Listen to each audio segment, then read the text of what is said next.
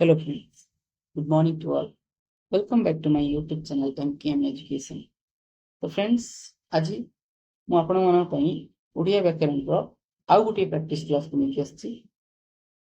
ଆଜି ରହିବ practice class 17।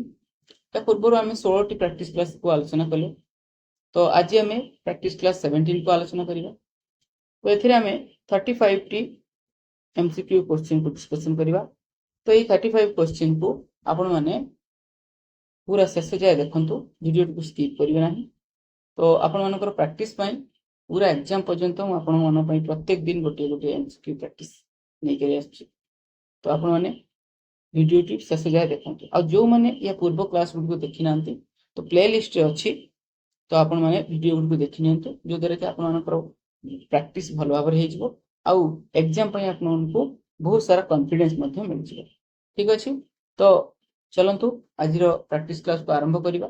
ता पूर्व कही रखे कि जो मैंने जे आमर चैनल को सब्सक्राइब करना दयाकोरी चैनल टी को सब्सक्राइब कर दिंतु, जो द्वारा कि प्रत्येक दिन जो वीडियो मु अपलोड करुच्ची ताहा आपन निकट में पहुंच पाइबो। ठीक अच्छे, तो वीडियो टी को भल लगे आपण मैंने लाइक निश्चिंत करेंगे। आ जदि वीडियो टी भल लगे सांग साथी मान सहित शेयर मध्य करेंगे। ठीक अच्छे, आज क्लास टी को आम आरंभ करवा। देखंतु आज प्रथम प्रश्न कौन अच्छी, गवेषणा यार संधि रूप कौन है? गब युक्त एषणा, गो युक्त एषणा, गाव युक्त एषणा ना गा युक्त एषणा। देखंतु गवेषणा आपन को संधि पढ़ेला बेले संधि रे क्लास अछि, आपन देखिबे संधि रे कहितली जे अब आउ आब। ए जो अब आउ आब केमिति हुअंती ना, अब देखंतु गब रे एथरे देखंतु गब गबे रे कौन अच्छी ना अब अच्छी। ठीक अच्छे, तो जिते बड़े आमे कौन करवा ना ओ सहित स्वर वर्ण मिसेगा। ठीक अच्छे, ओ सहित स्वर वर्ण मिसले हमर अब। ठीक अच्छे, तेणु आम देखा जे ओ कौटी अच्छी आउ ओ सहित स्वर वर्ण मिसिले हमर आब। ठीक अच्छे, तो ओ सहित स्वर वर्ण मिसिबो, तेणु गो सहित स्वर वर्ण मिसला ए, तो कौन हो गला हमरो अब हो गला। तो एठा देखंतु अब प्लस ए कौन हो गला बे हो गला। तेणु गब अब गो सहित ए मिसला परे कौन हो गला ना अब हो गला। तो ये हमरो सटीक आंसर हो गला गो युक्त एषणा गवेषणा। ठीक अछि, तो परवर्ती प्रश्न को जिबा। केउटी ठीक केउटी ठीक बोली पचारछि आपण शुद्धि अशुद्धि को मुझे जे लेखिकी मन रखा चेष्टा करेंगे। तो साक्षी गोपाल साक्षी गोपाल साक्षी गोपाल साक्षी गोपाल।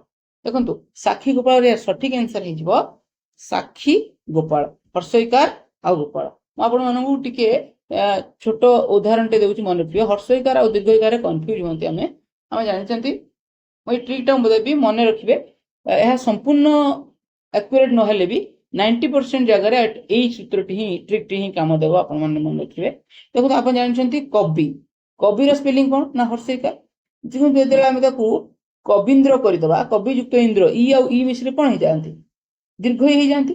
तेणु जो कविंद्र करवा दीर्घ। ठीक अच्छे, तेणु यही हर्षईकारांत जो शब्द हर्षईकारांत सरुथुव जदि तापर आम कि वर्ण जोड़ुंट वर्ण कि लगौंट एक्सट्रा वर्ण से हर्षई कौन हो दीर्घ सेमती दीर्घ ही हर्षई हो। एग्जांपल को बुझा आम टे देखो आप जानते धनी आम कहती धनी कहले दीर्घईकार, किंतु मुझे कहि धनी पुत्र ये हमर हर्षईकार। ठीक अच्छे, आपण जानते स्वामी स्वामी कहले आप जानते दीर्घईकार, किंतु जदि आम कहि स्वामी सेवा स्वामी सेवा। देखो स्वामी पर मुझे सेवा जोड़िली। ठीक अच्छे, सेवा को ये जोड़िली, तेणु आप स्वामी दीर्घईकार हेब ना कौन हो स्वामी सेवा। ठीक अच्छे, तो ये हर्षईकार होपरी भाव में मन रखिए हर्षईकार थे दीर्घईकार और दीर्घईकार थे हर्षईकार क्यों जगह हुए। ठीक अच्छे, तो आप जानते प्रतियोगी आउ गोटे एग्जांपल दूसरी प्रतियोगी। आप जानते यहाँ हूँ प्रतियोगी, किंतु मुझे कह प्रतियोगिता तो मुझे आउ गोटे वर्ण जोड़िली तो यहाँ हो हर्षईकार प्रतियोगिता। तो यहीपरि भाव में मन रखिए इजी हम कन्फ्यूजन क्रिएट हम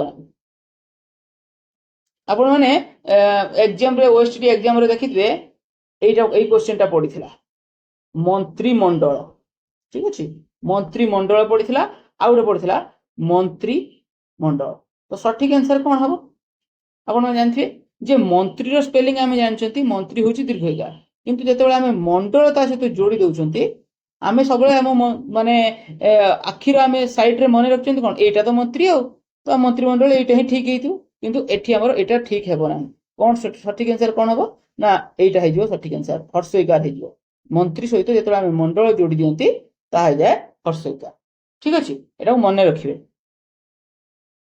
तो परवर्ती प्रश्न कोन अछि ना भिक्षार अभाव यह एक पद प्रकाश कले कौन है दुर्भिक्ष दुर्भिक्ष दुर्भिक्ष ना दुर्भिक्षा तो भिक्षार अभाव आम कह दुर्भिक्ष ठीक अच्छे परवर्ती प्रश्न को जीवा तो या सठिक आंसर हो कौन दुर्भिक्ष तो परवर्ती प्रश्न को जीवा आम पात्री ए क्यों प्रत्यय अच्छी बोली पचार पात्री पात्री रे क्यों प्रत्यय अच्छी बोली आमको ये पचार ठीक अच्छे आम देखो प्रकृति प्रत्यय निर्णय करदे पात्र सहित जेतेबेले आमे दीर्घई सॉरी दीर्घई जेतेबेले आमे जोग करछु पात्र युक्त दीर्घई सुस्मान कोन हिबो पात्री एहा होचे एक स्त्रीलिंग वाचक शब्द तेणु एठी दीर्घईकार है ठीक अछि तो एठी हमर दीर्घई प्रत्यय हे जिवो यार सठिक आंसर परवर्ती प्रश्न कोन अछि ना घरे न पसुनु मुंडरे चाळ बाजिबा एई रूढिटर अर्थ कोन बोली पचारछि असुविधा रे पकाइबा कार्य आरंभ पूर्व बाधा विघ्न उपजिबा भूल स्वीकार करबा कष्टे मष्टे चलिबा आपण जानछथि घरे न पसुनु चाळ बाजिबा यार अर्थ होछि कार्य आरंभ पूर्व बाधा विघ्न सृष्टि हेबा ठीक अछि दिन रे सोथुबा लोक माने प्रकृति रे अलसुआ यह केउ प्रकार वाक्य अठे पचारछि दिन रे सोथुबा लोक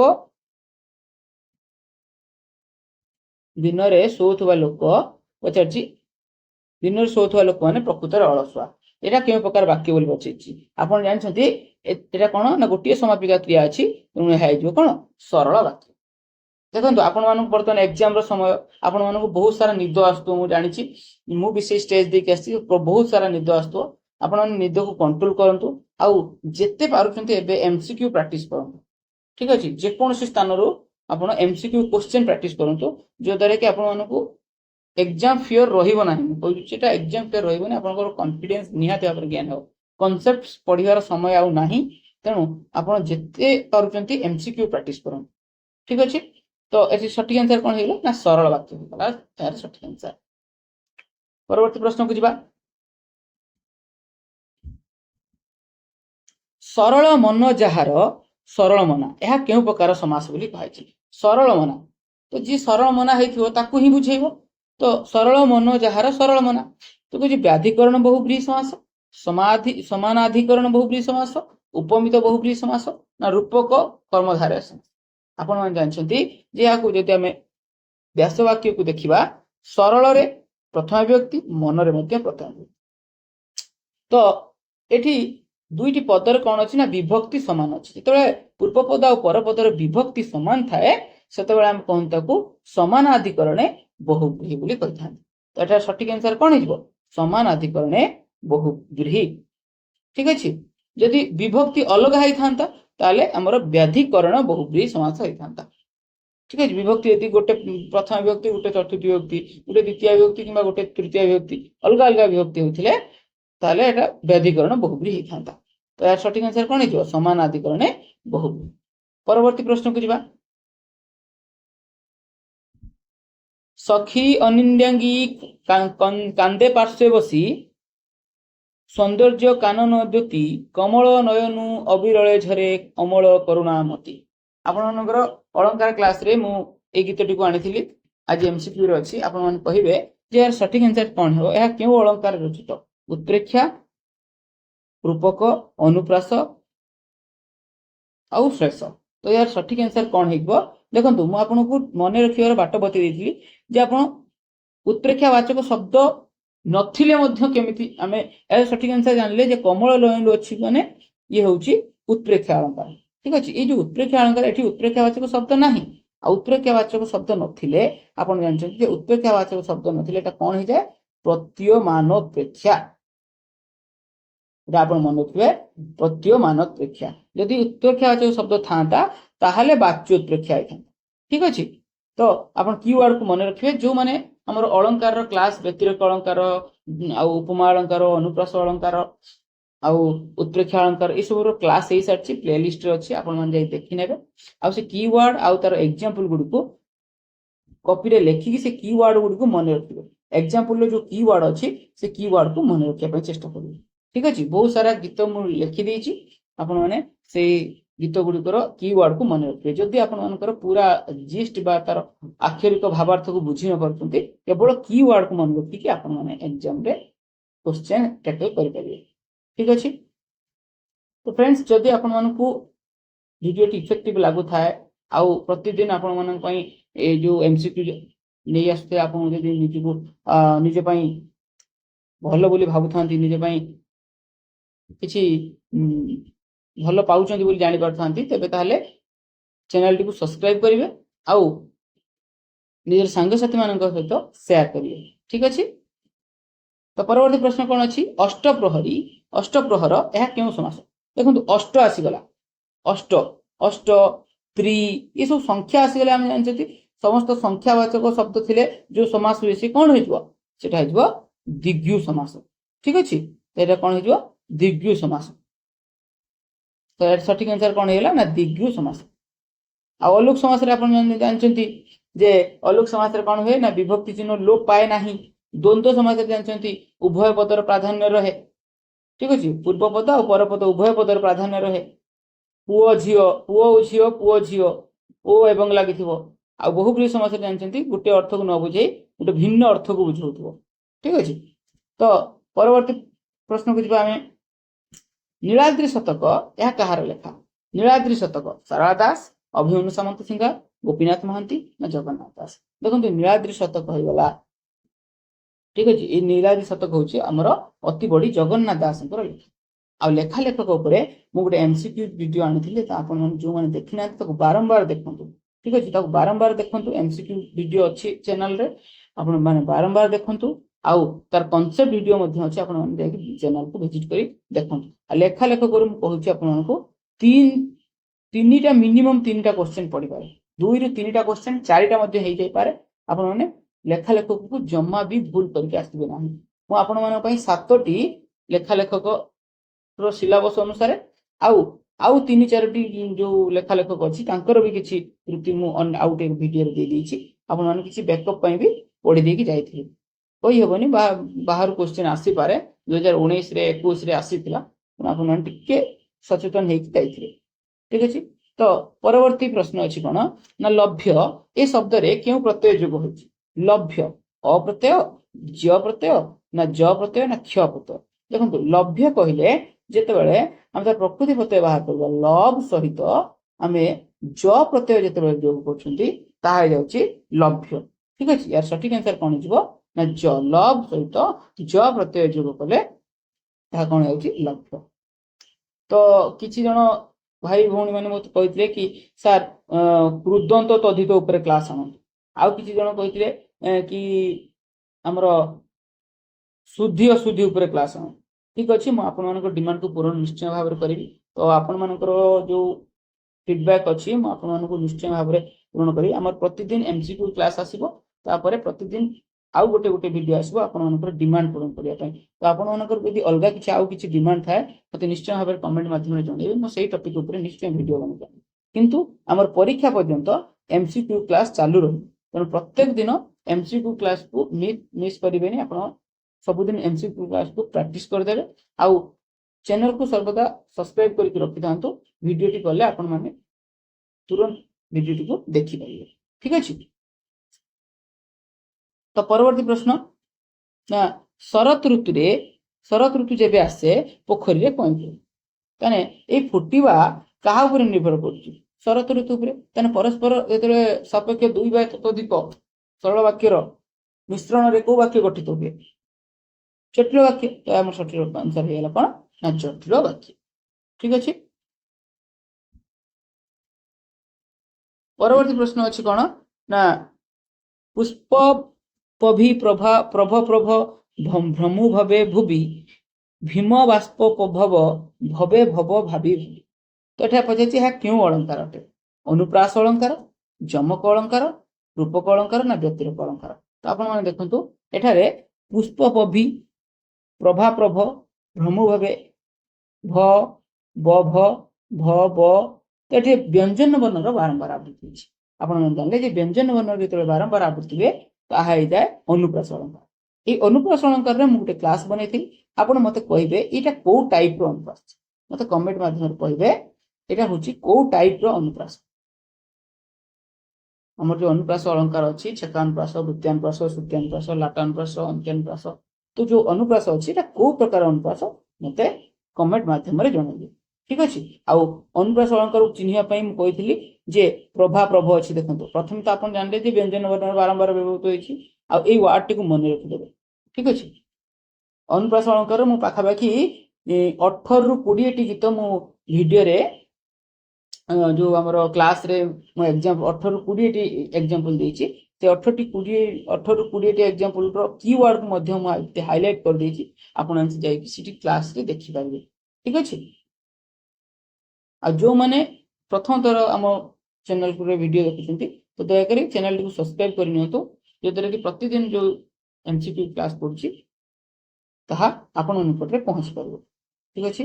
परवर्ती प्रश्न को जिबा में भाद्र यार संधि रूप कहले कोन? भाद्र कहले भद्र युक्त अ, भद्रा युक्त अ, भद्र युक्त इ ना भाद्र युक्त इ? देखंतु प्रकृति प्रत्यय। ठीक अछि। प्रकृति प्रत्यय कहले कोन हो? भाद्र रो प्रकृति प्रत्यय कोन हो ना भद्रा सहित जेतले अ प्रत्यय जुग हुए ता हो जाय भद्रा सहित अ प्रत्यय जुग हेले कोन हिजबो ना भाद्र। ठीक अछि। भद्रा सहित अ प्रत्यय जुग हेले ता हिजबो भाद्र। तो परवर्ती प्रश्न जिबा निर्वाचन द्वारा प्रतिनिधि बछा होंती। रेखांकित पदटी की प्रकार अवयव बोली पचारछि? संयोजक अवयव, वियोजक अवयव, पदान्वय अवयव ना विभक्ति सूचक अवयव? देखंतु रे द्वारा देही कु मान को ई सब जेतेबेले ई सब होछि गोटे गोटे अवयव पद। से को प्रकार अवयव पद ना विभक्ति सूचक अवयव पद। ए विभक्ति गुडी को अवयव रूपे व्यवहृत होई परिबे। ठीक अछि। पी हे गला, कु हे गला, रे हे गला, ई सब गोटे गोटे विभक्ति सूचक अवयव पद। ठीक अछि। तो परवर्ती प्रश्न बिराड़ी बेकरे घंटी बांधिबा एही रूढ़ी रो अर्थ कोन हेबो? बिरुडी बसारे हाथ मारिबा, शक्तिशाली लोक विरोध रे प्रथमे बाहरिबा, इच्छा मते सुजोग मिलिबा ना आपे आपे विपद को वर्ण करबा। देखंतु बिराड़ी बेकरे घंटी बांधिबा साहस काहार न थाए। तेणु शक्तिशाली लोकों को मुहर जेतेबेले हम कथा कहि परिबा नै। तेणु शक्तिशाली लोकों विरुद्ध रे हमें प्रथमे बाहरिबा नै, बाहरी पारंती नै साधारण भाव रे। तेणु यार अर्थ होछि शक्तिशाली लोक विरुद्ध रे प्रथमे बाहरिबा कहंती किए से बिराड़ी बेकरे घंटी बांधिबो। परवर्ती प्रश्न अछि केउठी ठीक चंद्रवदना, चंद्रवंदना, चंद्रबोदना ना चंद्रबदनी? तो सठिक आंसर कोन हिजो? चंद्रवदना हबो ना वंदना हबो ना बोदना कि बदनी? तो चंद्रबदना। तो सठिक आंसर कोन हिजो यार? चंद्रबदना। मन रखियो चंद्रवदना। परवर्ती प्रश्न कोन ना पश्चात चिंतन अनुचिंतन यह केउ समास? पश्चात चिंतन अनुचिंतन यह होछि केउ प्रकार समास बोली से पचारछि?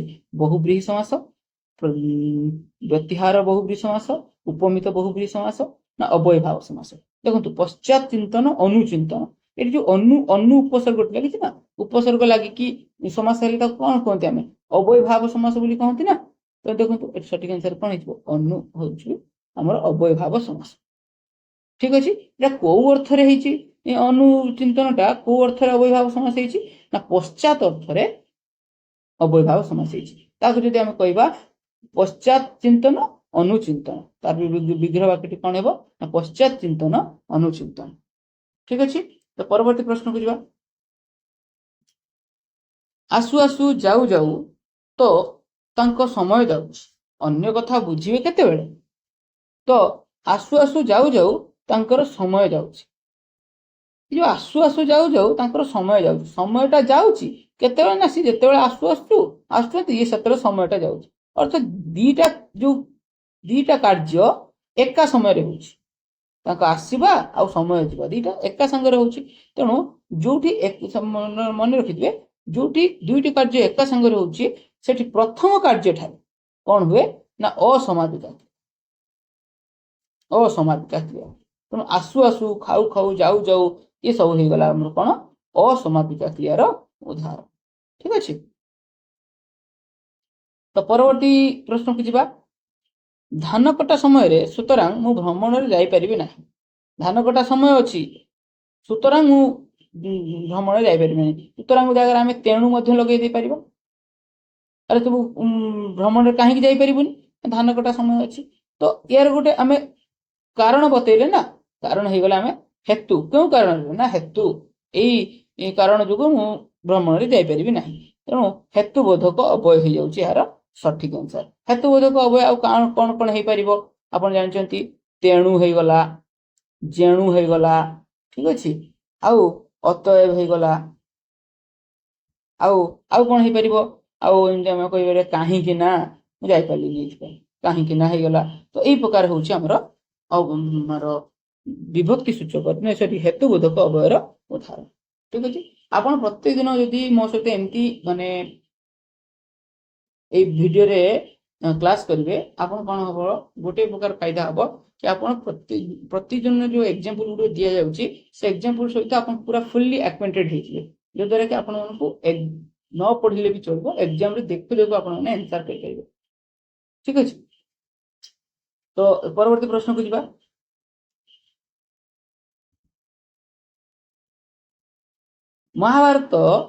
ମହାଭାରତରେ ପୃଷ୍ଠାରେ ପୃଷ୍ଠାରେ ଭାରତୀୟ ଜନଜୀବନର ଚିତ୍ର ରହିଛି, ଏହା କେଉଁ ବିଭକ୍ତି ବୋଲି ପଚାରିଛି?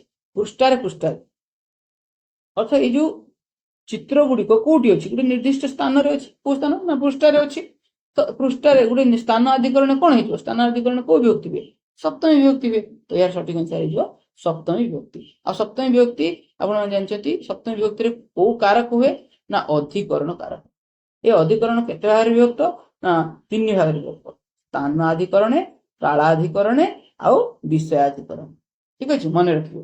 ଆଉ ଏ 3ଟି କ୍ଷେତ୍ରରେ ଆମର କୋଉ ବିଭକ୍ତି ହୁଏ ନା ସପ୍ତମୀ ବିଭକ୍ତି। ପରବର୍ତ୍ତୀ ପ୍ରଶ୍ନକୁ ଯିବା। ଶରତ ଋତୁରେ ଆକାଶ ନିର୍ମଳ ଦିଶେ। ଶରତ ଋତୁରେ ଆକାଶ ନିର୍ମଳ ଦିଶେ, ଏହା କେଉଁ କାରକ ବୋଲି ପଚାରିଛି? ଶରତ ଋତୁରେ ଦେଖନ୍ତୁ ଅଧିକରଣ କାରକ, ସମ୍ପ୍ରଦାନ କାରକ, ଅପାଦାନ କାରକ ନା କରଣ କାରକ। ଯେତେବେଳେ ଆମେ କ୍ରିୟା ଯାହା ସାହାଯ୍ୟରେ କରିଥାଉ, କ୍ରିୟା ଯାହା ସାହାଯ୍ୟରେ ସାଧିତ ହୋଇଥାଏ ତାହାକୁ ଆମେ କରଣ କାରକ ବୋଲି କହିଥାଉ। ଆଉ କ୍ରିୟା ସାହାଯ୍ୟରେ ଗୋଟିଏ ବସ୍ତୁ ଅନ୍ୟ ବସ୍ତୁ ଠାରୁ ବିଚ୍ଛିନ୍ନ ହେଲେ ବା ଅଲଗା ହେଲେ ତାକୁ ଆମେ କହିଥାନ୍ତୁ ଅପାଦାନ କାରକ। ସମ୍ପ୍ରଦାନ କାରକ କଣ? କ୍ରିୟା ଦ୍ୱାରା ଯେତେବେଳେ ଆମେ କୌଣସି ବସ୍ତୁ ଅନ୍ୟ ଜଣକୁ ଦାନ ଦେଇଥାଉ ଆଉ ଗ୍ରହିତା ଯେତେବେଳେ ସେ ଦାନର ସମ୍ପୂର୍ଣ୍ଣ ଅଧିକାରୀ ହୋଇଥାଏ ସେତେବେଳେ ସମ୍ପ୍ରଦାନ କାରକ ହୋଇଥାଏ। ଆଉ ଅଧିକରଣ କାରକ କହିଲେ ଆମେ ଅଧିକରଣ କାରକ ଆମେ ଜାଣିଛନ୍ତି ସ୍ଥାନ, କାଳ ଆଉ ବିଷୟକୁ ନେଇକି ନିର୍ଦ୍ଧାରିତ ହୋଇଥାଏ। ତେଣୁ ଏଇ ଯୋଉ ଶୀତ ଋତୁରେ ଇଏ ହେଇଯାଉଛି ଗୋଟେ ସମୟ ବା କାଳକୁ ବୁଝାଉଛି। କେଉଁ ସମୟରେ ଆକାଶ ନିର୍ମଳ ଦିଶେ ନା ଶୀତ ଋତୁରେ ଆକାଶ ନିର୍ମଳ ଦିଶେ। ତେଣୁ ଗୋଟେ ସମୟକୁ ବୁଝେଇ, ତେଣୁ ଇଏ ହେଇଗଲା ଆମର ଅଧିକରଣ କାରକ। ଠିକ ଅଛି। ପରବର୍ତ୍ତୀ ପ୍ରଶ୍ନକୁ ଯିବା। ବିବେକ ଚଞ୍ଚଳ ଦୌଡ଼ିପାରେ। ବିବେକ ଚଞ୍ଚଳ ଦୌଡ଼ିପାରେ, ବିବେକ ଦୌଡ଼ିପାରେ। ଠିକ ଅଛି, ବିବେକ ଦୌଡ଼ିପାରେ। କେମିତି ଦୌଡ଼ିପାରେ ନା ଚଞ୍ଚଳ ଦୌଡ଼ିପାରେ। ତ ଏଇ ଦୌଡ଼ିବା କ୍ରିୟାଟାକୁ କିଏ ବିଶେଷିତ କଲା? ଏଇ ଚଞ୍ଚଳ। ତେଣୁ ଏଇ ଯୋଉ କ୍ରିୟାକୁ ଯିଏ ବିଶେଷିତ କରୁଛି ତାକୁ ଆମେ କହିବା କ୍ରିୟା ବିଶେଷଣ। ଠିକ ଅଛି, କ୍ରିୟା ବିଶେଷଣ। ପରବର୍ତ୍ତୀ ପ୍ରଶ୍ନ ନା ଏମିତି ଲୋକ କେହି ନାହିଁ ଯେ ଜୀବନରେ ଥରୁଟେ ମିଛ କହିନି। ଏମିତି ଲୋକ କେହି ନାହିଁ। ଠିକ ଅଛି, ଏଇଠି ଲୋକ ହେଲା ବିଶେଷ୍ୟ ପଦ। ଠିକ ଅଛି, ଲୋକ ହେଲା ବିଶେଷ୍ୟ ପଦ। ଯିଏ ଜୀବନରେ ଥରେ ମିଛ କହିନି, ଏଇ ଯୋଉ ଯେ ରେ କଣ ରହୁଛି? ଏଇ ଲୋକର ରିପ୍ଲେସମେଣ୍ଟ ରହୁଛି ନା। ଏଇ ଲୋକ ବଦଳରେ ଆମେ ରାମ, ଦାମ, ସାମ କାହାର ବି ନାଁ ଲେଖିପାରିବା। ଆଉ ଏଇ ଯେ ମିଛ କହିନି ଅର୍ଥ ରାମ ମିଛ କହିନଥିବ, ନା ସାମ ମିଛ କହିନଥିବ, ନା ହରି ମିଛ କହିନଥିବ, ନା ସୀତା ମିଛ କହିନଥିବ, କିଏ ବି ମିଛ କହିନଥିବ। ମାନେ ଆମେ ଜାଣିଲେ ଯେ ଗୋଟେ ପଦ ପରିବର୍ତ୍ତେ ଯୋଉ ପଦ ବ୍ୟବହୃତ ହଉଛି ସିଏ ହଉଛି ଆମର ସର୍ବନାମ ପଦ। ତେଣୁ ଏଇ ସର୍ବନାମ ପଦ ବଦଳରେ ଆମେ କଣ ବ୍ୟବହାର କଲେ ନା ଯେ ବ୍ୟବହାର ପାଇଗଲେ। ଇଏ ସର୍ବନାମ ପଦ। ଆମେ ଜାଣିଲେ ଯେ ଯେଉଁ ସର୍ବନାମ ପଦ ବାକ୍ୟରେ ତ ବ୍ୟବହୃତ ହବା ସହିତ ଦିଟା ବାକ୍ୟକୁ ସେ କଣ କରେ ନା ଯୋଡିଥାଏ। ଏଇ ଯୋଉ ଯେ ଦ୍ୱାରା ବାକ୍ୟଟି ଯୋଡି ହେଇଗଲା, ଅର୍ଥ दुईटा वाक्य संयोग घटला तेणु एठारे ହେଇଗଲା कौन आमर सठिक आंसर कौन ना समुच्चयी सर्वनाम ए जेटा हूँ कौन समुच्चयी सर्वनाम ठीक अच्छे। तो परवर्ती प्रश्न को जीवा केउंटी सकर्मक क्रिया देखंतु किणिबा कंपीबा जन्मिबा सुखिला तो देखंतु एठी सकर्मक क्रिया कहा कहजे जो क्रियार कर्म थाए ताको हमें सकर्मक क्रिया बोली कहिथाउ। आपण जानछति बापा बाजार रु माछ किणिले तो बापा बाजार रु माछ किणिले तो बापा किणिले कौन किणिले ना माछ किणिले तेणु किणिबार गोटे कर्म पाइले ना माछ तेणु यार सठिक आंसर कौन हो किणिबा हो ठीक अच्छे।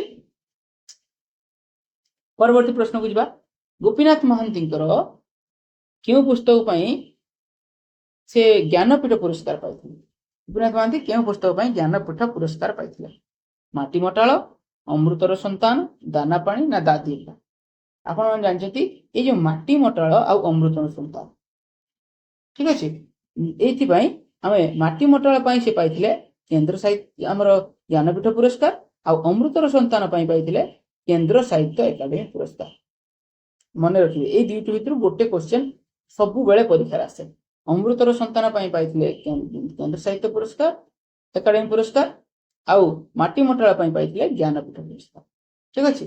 यार सठिक आंसर कौन होगा ताले माटी मटाल। परवर्ती प्रश्न कौन अच्छी ना थर को थर पिलाटी मेलेरिया रे शिकार होची थर को थर या क्यों प्रकार अवय बोली पचारछि क्रमबोधक अवय विपसार्थक अवय विकल्पार्थक अवय ना भाववाचक अवय देखो सठिक आंसर होची विपसार्थक काना थर को थर हो गला लाग लाग हो गला थर को थर हो गला लाग लाग हो गला बारंबार हो गला घन घन हो गला हाँ ये सब हो गछि कोन लगातार हो गला ये सब हो जाउछि हमर विपसार्थक अवय ठीक अच्छे। तो सठिक आंसर हो विपसार्थक अवय। परवर्ती प्रश्न को जीवा हमें पचारछि केउठी तद्धित पद नुहे तद्धित आपण मन जानछंती शब्द सहित जेतेबेले प्रत्यय मिसे ता कोन हो जाए तद्धित हो जाए शब्द सहित प्रत्यय मिसिले तद्धित हो जाए तेणु आपण देखिबे आउ धातु सहित जेतेबेले प्रत्यय मिसे से कोन हो जाए कृदंत हो जाए आपण मन देखंतु एठी बैशाख दैनिक द्रष्टव्य आ गुणी आपण प्रत्येक शब्दर प्रकृति प्रत्यय निर्णय करने चेष्टा करेंगे बैशाखर कौन होची ना विशाखा युक्त अ ठीक अच्छे विशाखा युक्त अ तेणु दैनिक कौन ना दिन दिन युक्त इक आउ द्रष्टव्य कौन अच्छी ना दृश युक्त तव्य आउ गुणी गुणी रे कौन अच्छी गुण युक्त इन तो आप देखो विशाखा गोटे शब्द दिन गोटे शब्द गुण गोटे शब्द किंतु दृश कहले यह गोटे धातु दृश हूँ गोटे धातु ठीक अच्छे दृश हो गोटे धातु तेणु यार सठिक आंसर कौन हो द्रष्टव्य हो जाऊँगी यार सठिक आंसर ये हूँ गोटे तद्धित पद नुहे कृदंत पद। परवर्ती प्रश्न अच्छी जे वैनतेय प्रकृति प्रत्यय कौन है विनीता युक्त विनीता युक्त विनीता युक्त एय ना वैनते युक्त एय देखो वैनतेयर प्रकृति प्रत्यय कौन अच्छी ना विनता युक्त एय होची यार सठिक आंसर विनता युक्त एय वैनतेय। परवर्ती प्रश्न बारंबार एक संधि विच्छेद कले कौन है बारंबार बारम युक्त बार बार युक्त बार बारम युक्त बार ना बारम बार युक्त बार देखो बारंबार को संधि विच्छेद कले कौन है ना बार सहित बार मिसले कौन है बारंबार। तो परवर्ती प्रश्न को जीवा गरियान देखो यान अच्छी गरियान गरियान शब्द रे प्रकृति प्रत्यय कौन है पचार गरियान है गुरुयुक्त इयान गुरुयुक्त इयस गरियुक्त इयान ना गरियुक्त आन देखो यान अच्छी माने आपण सब मन रखिए यान अच्छी माने मते इयस पानिया पाई पड़िबो इयस ठीक अच्छे यस दीर्घई हाँ हर्षई नुह दीर्घई तो गुरुयुक्त इयस हो यार सठिक आंसर ठीक अच्छे सेमती आम जब कहवा जे बलियान तो बली युक्त यस बलियान आउ गोटे अच्छी सब इम्पोर्टाट अच्छी आप मन रखिए बर्षियान ठीक अच्छे बर्षियान ये बर्षियान टा पड़े यहाँ है इम्पोर्टाट क्वेश्चन आप मन रखिए यहाँ बर्षियान प्रकृति पत्र जब आम निर्णय करवा वृद्ध जी बुढ़ा हो जाए वृद्ध युक्त यस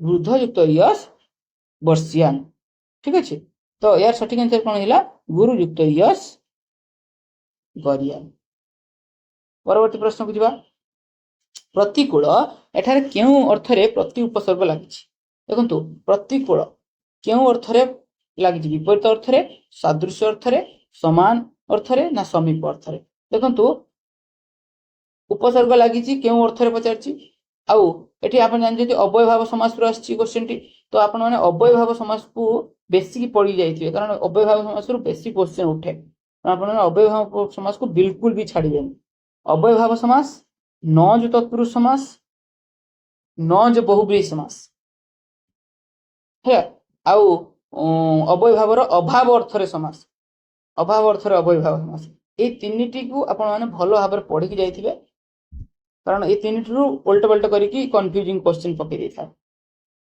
तो प्रतिकूल ये पचार क्यों अर्थरे प्रति उपसर्ग लगी देखो प्रतिकूल को जब आम विग्रह वाक्य लिखा तो कौन हो कूलर विपरीत कूलर विपरीत को आम कह प्रतिकूल तेणु सठिक आंसर कौन विपरीत अर्थरे यार सठिक आंसर सेमती आमर कार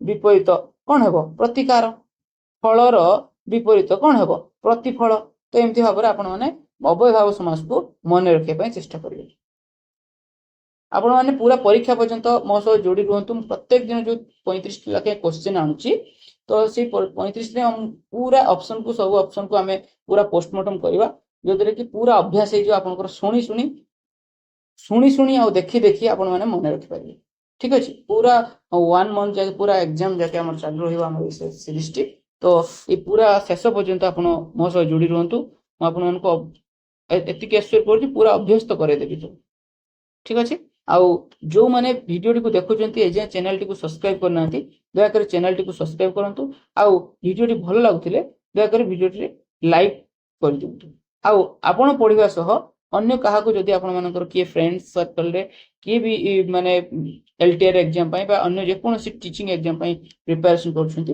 तो वीडियो टी को पाखक शेयर कर दिखाँ जो द्वारा कि मत परवर्ती मुहूर्त में आपण मानी आउ भल भल क्वेश्चन आने इच्छा हो ठीक अच्छे तो परवर्ती प्रश्न कौन अच्छी ईषत यह क्यों प्रकार पद विशेष्य पद विशेषण पद अव्यय पद ना क्रियापद बहुत सहज क्वेश्चन किंतु मु आज आपण मान यहाँ होमवर्क रखिली तो आपण मैंने कहतु ईषत यह क्यों प्रकार पद मत कमेंट रे जनइबे यह क्यों प्रकार पद ठीक है जो मैंने मोर वीडियो को प्रतिदिन देखुंट से मैंने निश्चय भाव में कमेंट रे मते तार आंसर कहिबे किछि भाई भौणी मैंने कमेंट प्रतिदिन करूछंती सेमान बहुत बहुत धन्यवाद उनती कोऑपरेट करथांतु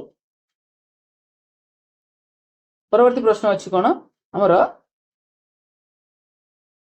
केउ नाम धातुटी विशेषण पदरु गठित आपण माने जानछंती जे नाम धातु ए जो नाम धातु हमर विशेष पदरु होई था आउटे विशेषण पदरु मध्ये होई था तो एठार पचारछि केउ नाम धातुटी विशेषण पदरु गठित देखंतु रंगेइबा एटा कोन गोटे रंगरु रंगेइबा हेछि झाळेइबा झाळरु झाळेइबा हेछि मुंडेइबा मुंडरु मुंडेइबा हेछि तो ए तीनोटी कोन हे गले ना विशेष पद हे गले किंतु बंकेइबा अर्थ बंकारु बंकेइबा हेछि बंका रास्ता तो बंकाटा गोटे कोन ना विशेषण पद किंतु विशेषण पदरु गोटे नाम धातु क्रिया हेतिबारु तो एटा हे गला हमरा सठिक आंसर कोन हे जो बंकेइबा ठीक अछि तो आज शेष प्रश्न अदृश्य समफुल भितरे बास सती करे नथाए नामे प्रयास एठारे पचारछि हा क्यों अलंकार ठीक अछि तो अदृश्य समफुल भितरे बास सती करे नथाए नाम प्रयास नामे प्रयास ପଚାରୁଛି ଏଟା ଉପମା ଅଳଙ୍କାର, ଉତ୍ପ୍ରେକ୍ଷ ଅଳଙ୍କାର, ଅନୁପ୍ରାସ ଅଳଙ୍କାର ନା ରୂପକ ଅଳଙ୍କାର। ଆପଣମାନେ ଅଳଙ୍କାରର ଉପମା ଅଳଙ୍କାର ଆମର ହେଇଛି, ଉତ୍ପ୍ରେକ୍ଷ ଅଳଙ୍କାର ହେଇଛି, ଅନୁପ୍ରାସ ଅଳଙ୍କାର ହେଇଛି, ଆଉ ବାକି ରହିଛି ରୂପକ ଅଳଙ୍କାର। এই ରୂପକ ଅଳଙ୍କାର ଜଣେ ଭଉଣୀ ମତେ କମେଣ୍ଟ କରିଥିଲେ କି ରୂପକ ଅଳଙ୍କାର ସାର୍ ଆଣନ୍ତୁ। ମୁଁ ନିଶ୍ଚୟ ଭାବରେ ରୂପକ ଅଳଙ୍କାର ଆଣିବି। ସେଟା କାଲି ରୂପକ ଅଳଙ୍କାର ଆପଣମାନଙ୍କ ପାଇଁ ଆସିଯିବ। ଆଉ ଆଜି ଆଉ କିଛି ସମୟ ପରେ ଅଳଙ୍କାରର କିଛି MCQ ମୁଁ ଆଣିବି ବୋଲି ଚେଷ୍ଟା କରିଛି। ଯଦି ଆପଣମାନେ କହିବେ ମୁଁ ନିଶ୍ଚୟ ଭାବରେ ଆଜି ସନ୍ଧ୍ୟା ସୁଦ୍ଧା ଚେଷ୍ଟା କରିବି ଆଣିବା ପାଇଁ। ଆପଣ କହିବେ ମତେ ୟେସ୍ ଲେଖି କମେଣ୍ଟରେ କୁହନ୍ତୁ। ମୁଁ ନିଶ୍ଚୟ ଭାବରେ ଅଳଙ୍କାରର କିଛି MCQ ଜାଣିବି। ঠিক ଅଛି, ତ ଏଇଟାର ସଠିକ ଆନ୍ସର କଣ ହେଇଯିବ? ଏଇଟା ସଠିକ ଆନ୍ସର ହେଇଯିବ ଉପମା ଅଳଙ୍କାର। ଆଉ ଏହା କେଉଁ ଉପମା? ଲୁପ୍ତ ଉପମା କି ମାଳ ଉପମା? ଆପଣମାନେ ମତେ କମେଣ୍ଟ ମାଧ୍ୟମରେ ଜଣାଇବେ। ଯୋଉମାନେ ମୋର ଉପମା ଅଳଙ୍କାରର ଯୋଉ ଭିଡିଓଟି ହେଇଥିଲା ସେ ଭିଡିଓଟି ଯଦି ଯୋଉମାନେ ଦେଖିଥିବେ ମତେ କମେଣ୍ଟ ମାଧ୍ୟମରେ ଜଣାଇବେ ଏହାର ଟାଇପଟି କଣ। ଠିକ ଅଛି, ତ ଆଜିର ଆମେ 35ଟି କ୍ୱେଶ୍ଚିନ୍କୁ ଆଲୋଚନା କଲେ। ଏ 35ଟି କ୍ୱେଶ୍ଚିନ୍ରୁ ଆପଣମାନେ ଯଦି କେତେ କ'ଣ ସ୍କୋର କଲେ ମତେ କମେଣ୍ଟ ମାଧ୍ୟମରେ ଜଣାଇବେ। ଆଉ ଯଦି ଭିଡିଓଟି ଆପଣମାନଙ୍କୁ ସତରେ ପସନ୍ଦ ଆସିଥିବ ଭିଡିଓରେ ନିଶ୍ଚୟ ଭାବରେ ଲାଇକ୍ କରିବାକୁ ଭୁଲିବେ ନାହିଁ। ଠିକ ଅଛି, ତ ନେକ୍ସଟ କ୍ଲାସରେ ଆମର ଦେଖାଯିବ। ରହୁଛି, ନମସ୍କାର।